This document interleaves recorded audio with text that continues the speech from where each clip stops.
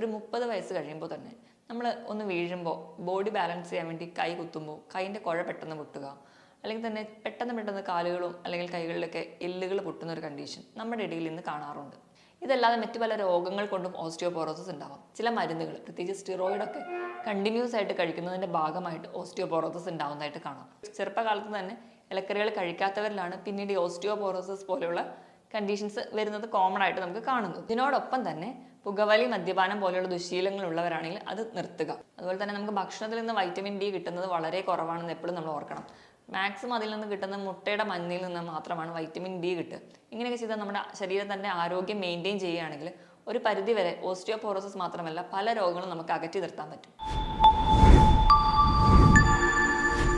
Hi, ഞാൻ doctor പ്രിയ, Q1P health കെയറിലെ homoeopathic ഫിസിഷ്യനാണ്. പണ്ട് നമ്മുടെ ഇടയിലൊക്കെ ചെറിയ വീഴ്ചകളിലൊക്കെ ഒടിവ് കോമൺ ആയിട്ട് കാണാറുണ്ടായിരുന്നില്ല. പക്ഷേ ഇന്ന് ഒരു 30 വയസ്സ് കഴിയുമ്പോൾ തന്നെ നമ്മൾ ഒന്ന് വീഴുമ്പോൾ ബോഡി ബാലൻസ് ചെയ്യാൻ വേണ്ടി കൈ കുത്തുമ്പോൾ കൈയിൻ്റെ കുഴ പെട്ടെന്ന് പൊട്ടുക, അല്ലെങ്കിൽ തന്നെ പെട്ടെന്ന് കാലുകളും അല്ലെങ്കിൽ കൈകളിലൊക്കെ എല്ലുകൾ പൊട്ടുന്ന ഒരു കണ്ടീഷൻ നമ്മുടെ ഇടയിൽ ഇന്ന് കാണാറുണ്ട്. ഈ കണ്ടീഷനെയാണ് നമ്മൾ ഓസ്റ്റിയോപോറോസിസ് എന്ന് പറയുന്നത്. ഇന്ന് നമുക്ക് എന്താണ് ഓസ്റ്റിയോപോറോസിസ്, എന്തുകൊണ്ടാണ് ഇത് പ്രധാനമായിട്ടും ഉണ്ടാകുന്നതെന്നും നമുക്ക് ഒരു പരിധി വരെയൊക്കെ എങ്ങനെ നമ്മുടെ ഭക്ഷണത്തിൽ മാറ്റം വരുത്തുന്നതിലൂടെ മാനേജ് ചെയ്യാം എന്ന് നോക്കാം. എന്താണ് ഓസ്റ്റിയോപോറോസിസ്? നമ്മുടെ ശരീരത്തിലെ എല്ലുകൾ കട്ടിയില്ലാതെ സോഫ്റ്റായി പോയിട്ട് പെട്ടെന്ന് പൊട്ടുന്ന ഒരു കണ്ടീഷനെയാണ് നമ്മൾ ഓസ്റ്റിയോപോറോസിസ് എന്ന് പറയാറ്. ഇത് സ്ത്രീകളിലും അതുപോലെ തന്നെ പുരുഷന്മാരിലും കാണാറുണ്ട്. പക്ഷെ പ്രധാനമായും ആർത്തവവിരാമം വന്ന സ്ത്രീകളിലാണ് ഇത് കൂടുതലായിട്ടും കാണാറ്.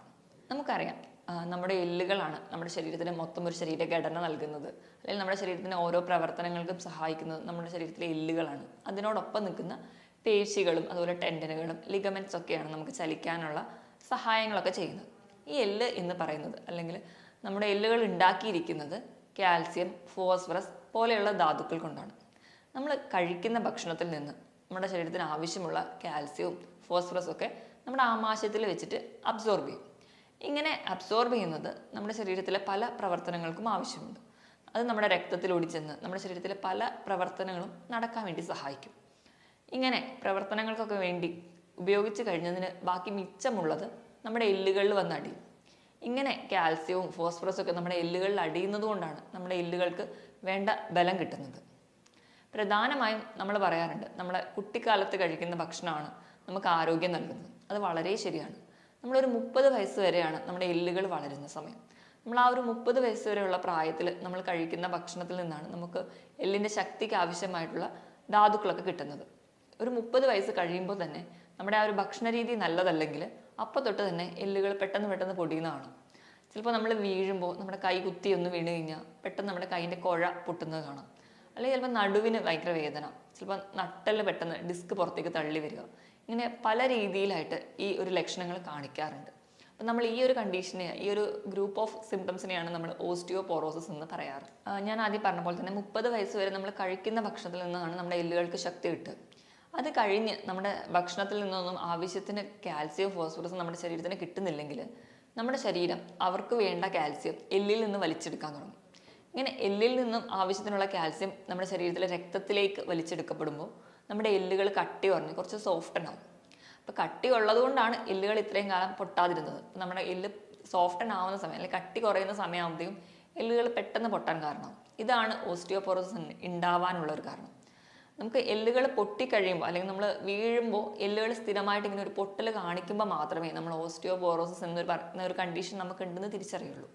അപ്പം ഇത് വരാതിരിക്കാൻ നമ്മുടെ ചെറുപ്പത്തിലെ നമ്മുടെ ഭക്ഷണ രീതി നല്ല രീതിയിൽ ചിട്ടപ്പെടുത്തുകയാണെങ്കിൽ ഒരു പരിധി വരെയൊക്കെ നമുക്ക് ഓസ്റ്റിയോപോറോസിസ് തടയാൻ പറ്റും. ഇനി എന്തൊക്കെ കാരണങ്ങൾ കൊണ്ടാണ് ഓസ്റ്റിയോപോറോസിസ് ഉണ്ടാകുന്നതെന്ന് നോക്കാം. ഏറ്റവും പ്രധാനപ്പെട്ട കാരണം അമിതവണ്ണമാണ്. അമിതവണ്ണമുള്ളപ്പോൾ നമുക്കറിയാം, നമ്മുടെ എല്ലുകൾക്കൊന്നും വേണ്ട രീതിയിൽ നമ്മുടെ ശരീരത്തിൻ്റെ ഭാരം താങ്ങാൻ പറ്റാതെ വരും. അങ്ങനെ വരുമ്പോൾ എല്ലിന് ഒരു ബലക്കുറവ് വരാം. അതുവഴി നമുക്ക് ഓസ്റ്റിയോപോറോസിസ് വരാം. ഇത് കൂടാതെ പ്രായമാകുമ്പോൾ ഞാൻ നേരത്തെ പറഞ്ഞതുപോലെ ഭക്ഷണ രീതിയിൽ വേണ്ടത്ര കാൽസ്യം ഒന്നും ഇല്ലെങ്കിലും ഓസ്റ്റിയോപോറോസിസ് വരാം. ഇതല്ലാതെ മറ്റു പല രോഗങ്ങൾ കൊണ്ടും ഓസ്റ്റിയോപോറോസിസ് ഉണ്ടാവാം. ഹൈപ്പോതൈറോയിഡിസം, തൈറോയ്ഡ് ഗ്രന്ഥിക്ക് എന്തെങ്കിലും രോഗങ്ങൾ ബാധിച്ചാൽ അതുമൂലം ഓസ്റ്റിയോപോറോസിസ് ഉണ്ടാവും. ചില മരുന്നുകൾ, പ്രത്യേകിച്ച് സ്റ്റിറോയിഡൊക്കെ കണ്ടിന്യൂസ് ആയിട്ട് കഴിക്കുന്നതിൻ്റെ ഭാഗമായിട്ട് ഓസ്റ്റിയോപോറോസിസ് ഉണ്ടാവുന്നതായിട്ട് കാണാം. അതുപോലെ തന്നെ നമ്മൾ പുകവലി, മദ്യപാനം പോലെയുള്ള ദുശീലങ്ങളുള്ളവരാണെങ്കിൽ അത് ഈ ഓസ്റ്റിയോപോറോസിസ് കണ്ടീഷന് ഒരു കാരണമാകാറുണ്ട്. പുകവലി നമുക്കറിയാം, നമുക്ക് ശരീരത്തിന് യാതൊരുവിധ ഗുണങ്ങളും ചെയ്യില്ല. നമ്മുടെ ശരീരത്തിൽ രക്തക്കൊഴലുകളൊക്കെ ചുരുങ്ങി പോകാൻ കാരണമാകുന്നത് ഈ പുകവലിയിലുള്ള നിക്കോട്ടിൻ എന്ന് പറയുന്ന കണ്ടന്റാണ്. ശരീരത്തിനും അതുപോലെ നമ്മുടെ എല്ലുകൾക്കും വേണ്ട രക്തമൊന്നും പമ്പ് ചെയ്യാൻ പറ്റാതെ വരിക. അങ്ങനെ വരുമ്പോൾ അതിൻ്റെ വളർച്ചയെ ബാധിക്കുക. അതുവഴി നമുക്ക് എല്ലുകളുടെ വളർച്ച കുറയുന്നതായിട്ട് കാണാം. ചില ജനിതക രോഗങ്ങൾ കൊണ്ട് ഉണ്ടാവാറുണ്ട്. അതുപോലെ നമ്മൾ ഹൈ കലോറി ഫുഡ് കഴിക്കുകയാണെങ്കിൽ, അതായത് നമ്മൾ മധുര പലഹാരങ്ങളും മധുര പാനീയങ്ങളൊക്കെ അധികം കഴിക്കുകയാണ്. അപ്പോൾ നമ്മൾ വേണ്ട രീതിയിൽ നമുക്ക് ശരീരത്തിന് ആവശ്യമായിട്ടുള്ള കാൽസ്യം ഒക്കെ കഴിക്കാതെ വരികയാണെങ്കിലും നമുക്ക് ഓസ്റ്റിയോപോറോസിസ് പെട്ടെന്ന് ഉണ്ടാവുന്നതായിട്ട് കാണാം. ഇതുപോലെ തന്നെ ആർത്തവവിരാമം വരുമ്പോൾ നമ്മുടെ ശരീരത്തിൽ സ്ത്രീകളുടെ കാണുന്ന ഹോർമോണാണ് ഈസ്ട്രോജൻ. ആർത്തവം നിൽക്കുന്നതോടെ ഈ ഹോർമോൺ കുറയുകയും ഇതുവഴിയും എല്ലിൻ്റെ കട്ടി കുറയുന്നതായിട്ട് കാണാം. ഇതിനെല്ലാം പുറമെ ഏറ്റവും പ്രധാനപ്പെട്ട ഒരു കാരണമാണ് നമ്മൾ ആവശ്യത്തിന് വെയിൽ കൊള്ളുന്നില്ല. വെയിൽ കൊണ്ടില്ലെങ്കിൽ എങ്ങനെയാണ് ഓസ്റ്റിയോപോറോസിസ് വരുന്നത്? നമ്മൾ വെയിൽ കൊള്ളുമ്പോൾ നമ്മുടെ ശരീരത്തിൽ ഉണ്ടാകുന്ന വൈറ്റമിനാണ് വൈറ്റമിൻ ഡി. നമ്മുടെ ശരീരത്തിൽ നമ്മൾ എത്ര ഭക്ഷണത്തിലൂടെ കാൽസ്യം കഴിച്ചാലും അത് നമ്മുടെ ശരീരത്തിൽ ആഗീകരണം ചെയ്യണമെങ്കിൽ വൈറ്റമിൻ ഡി വേണം. അപ്പം നമ്മൾ ഇന്നത്തെ ഒരു ജീവിതശൈലിയിൽ നമ്മൾ ഫുൾ വെയിലൊന്നും കൊള്ളാതെ വണ്ടിയിൽ തന്നെ യാത്ര ചെയ്യുക, അല്ലെങ്കിൽ മുറ്റത്തോടെ ഒന്നും ഇറങ്ങാതിരിക്കുക, അങ്ങനത്തെ ഒരു ലൈഫ് സ്റ്റൈലൊക്കെ ആകുമ്പോൾ നമുക്ക് വേണ്ടത്ര രീതിയിൽ വൈറ്റമിൻ ഡി കിട്ടാതെ വരും. വൈറ്റമിൻ ഡി കിട്ടാത്തത് കൊണ്ട് തന്നെ കാൽസ്യം ശരീരത്തിൽ ആവശ്യത്തിന് അബ്സോർവ് ചെയ്യാൻ പറ്റാതെ വരും. അതുവഴിയും നമുക്ക് ഓസ്റ്റിയോപോറോസിസ് ഉണ്ടാവാം. അതുപോലെ തന്നെ വ്യായാമക്കുറവ്. നമ്മൾ ഒരു അവയവങ്ങൾ ഉപയോഗിക്കുമ്പോൾ മാത്രമേ അതിൻ്റെ പ്രവർത്തനം കുറച്ചും കൂടി മെച്ചപ്പെടുള്ളൂ.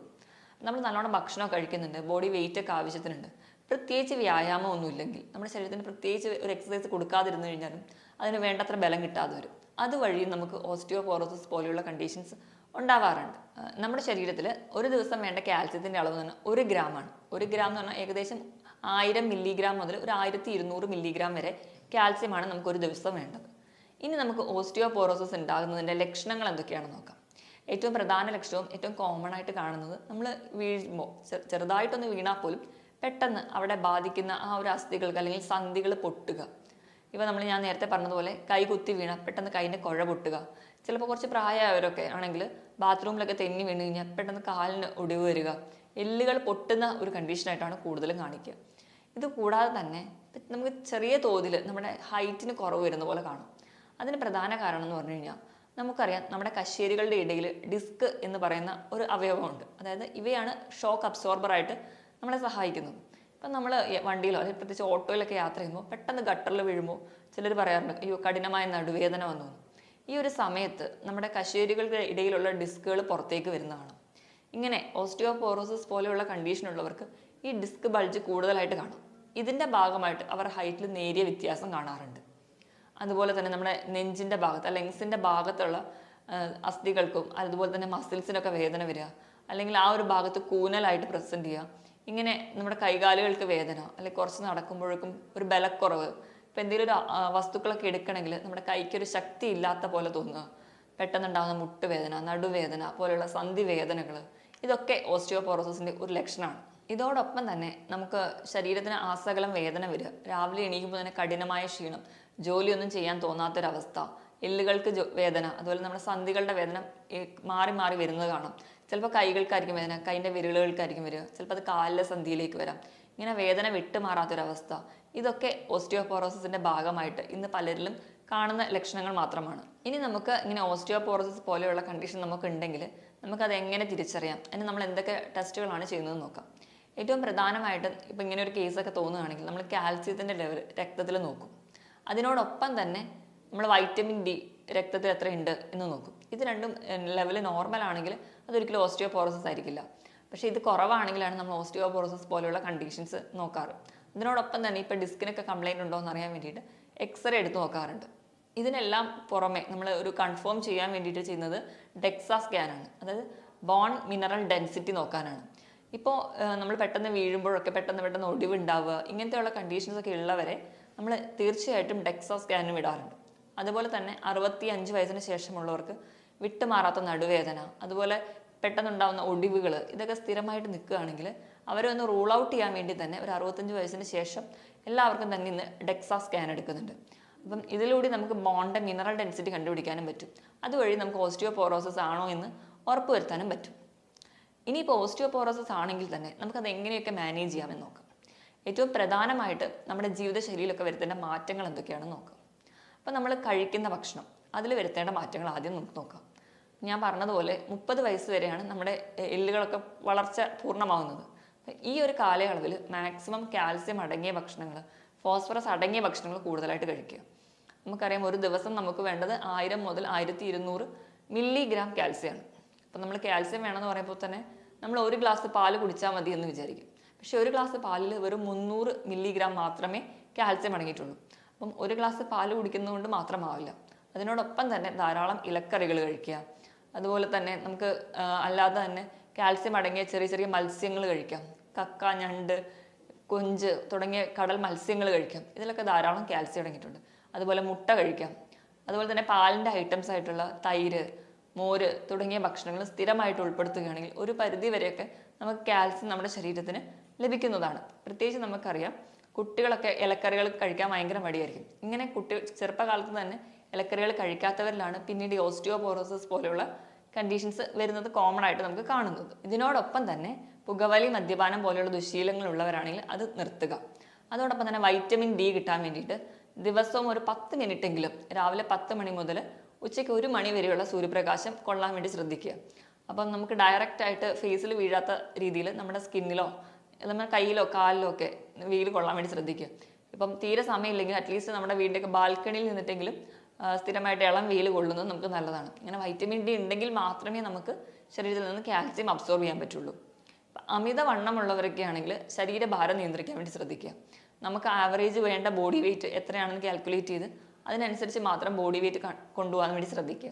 ഓവർ വെയിറ്റ് ഒക്കെ ഉള്ളവരാണെങ്കിൽ സ്ഥിരമായിട്ട് നമുക്ക് വ്യായാമം ചെയ്യുക. നമ്മുടെ ഹാർട്ട് റേറ്റ് കൂടുന്ന രീതിയിലുള്ള വ്യായാമങ്ങൾ ചെയ്യാം. എയറോബിക് എക്സസൈസുകൾ ചെയ്യാം, ജോഗിങ് ചെയ്യാം, നീന്തൽ, അതുപോലെ തന്നെ സൈക്ലിംഗ് തുടങ്ങിയ വ്യായാമങ്ങൾ സ്ഥിരമായിട്ട് ചെയ്യാം. ആഴ്ചയിൽ 5 ദിവസമെങ്കിലും 45 മിനിറ്റ് മുതൽ 1 മണിക്കൂർ വരെ സ്ഥിരമായിട്ട് വ്യായാമം ചെയ്യുകയാണെങ്കിൽ നമുക്കൊരു പരിധിവരെ എല്ലുകളുടെ ബലവും കൂടാൻ പറ്റും. അതുപോലെ തന്നെ നമ്മുടെ ശരീരഭാരം നിയന്ത്രിക്കാനും പറ്റും. അപ്പം ഞാൻ ഈ പറഞ്ഞ രീതിയിലെല്ലാം ഭക്ഷണം കൂടുതലായിട്ട് ശ്രദ്ധിച്ച് കഴിക്കാൻ വേണ്ടി ശ്രദ്ധിക്കുക. അതുപോലെ തന്നെ നമുക്ക് ഭക്ഷണത്തിൽ നിന്ന് വൈറ്റമിൻ ഡി കിട്ടുന്നത് വളരെ കുറവാണെന്ന് എപ്പോഴും നമ്മൾ ഓർക്കണം. മാക്സിമം അതിൽ നിന്ന് കിട്ടുന്ന മുട്ടയുടെ മഞ്ഞയിൽ നിന്ന് മാത്രമാണ് വൈറ്റമിൻ ഡി കിട്ടുക. മാക്സിമം നമ്മൾ വെയിൽ കൊള്ളുക. അതുപോലെ തന്നെ ദിവസം ഒരു 2 മുതൽ 3 ലിറ്ററോളം വെള്ളം കുടിക്കുക. ഇങ്ങനെയൊക്കെ ചെയ്താൽ നമ്മുടെ ശരീരത്തിൻ്റെ ആരോഗ്യം മെയിൻറ്റെയിൻ ചെയ്യുകയാണെങ്കിൽ ഒരു പരിധി വരെ ഓസ്റ്റിയോപോറോസിസ് മാത്രമല്ല പല രോഗങ്ങളും നമുക്ക് അകറ്റി നിർത്താൻ പറ്റും. മറ്റൊരു ഹെൽത്ത് ടോപ്പിക്കുമായിട്ട് വീണ്ടും കാണുന്നത് വരെ നന്ദി.